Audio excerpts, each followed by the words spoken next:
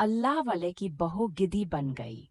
एक गांव में हाजी साहब नामी बुजुर्ग रहते थे, जो बहुत नेक, इबादत गुजार और खुदा तुर्स इंसान थे।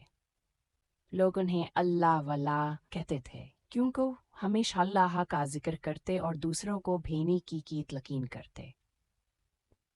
इनका एक बेटा था, यूसुफ, जिसकी शादी एक मगरूर और बदज़बान लड़की हना से हुई थी। हना का गरूर और बदतमीजी हना को अपने हसनावर दौलत पर बड़ा नाज था। वह गांव की औरतों को कमतर समझती और अपने ससुराल वालों से बदतमीजी से पेश आती। खास तौर पर वो हाजी साहब की बेहद बेइज्जती करती और कहती, ये पुराने ख्यालात वाले बुजुर्ग बस फजूल बातें करते हैं, उनकी नसीहतें किसी काम की नहीं। बुजुर्ग की नसीहत और हना की नाफरमानी हाजी साहब अक्सर हना को समझाते कि गरूर अल्लाह को पसंद नहीं, मगर वो हिंसी में टाल देती। एक दिन हाजी साहब ने कहा, बेटी, बदतमीजी छोड़ दो, वरना गरूर का अंजाम अच्छा नहीं होता। हना ने तंजिया हिंसी हंसते हुए जवाब दिया, आपको क्या मालूम अल्लाह मुझे गिद्धी बना देगा क्या? अल्लाह की कुदरत। रात हुई, सब लोग सो गए, मगर जब हना सुबह जागी तो उसका बदन अजीब सा लगने लगा।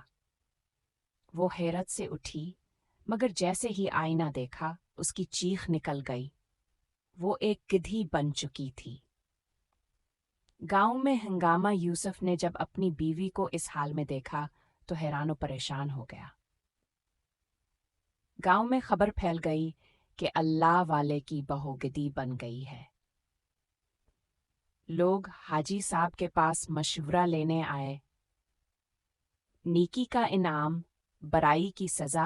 हाजी साहब ने सबको अल्लाह की कुदरत याद दिलाते हुए कहा, ये गुरूर और बदतमीजी की सजा है। अल्लाह चाहे तो किसी को भी जलील कर सकता है।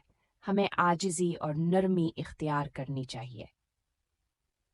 तू भावर माफी है ना गिद्धी की शक्ल में बेहतर हुई, मगर जबान से कुछ ना कह सकी। आखिरकार उसने दिल में अल्लाह से सच्ची तो बहकी।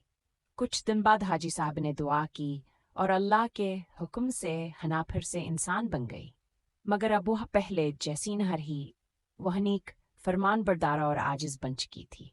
नतीजा हुआ कि गांव में सबके लिए नसीहत बन गया कि गुरूर और बदतमीज जान को कहीं काने छोड़ती। जो अल्लाह के वलियों की बेइज्जती करता है, वह दुनिया वक्त में नुकसान उठाता है।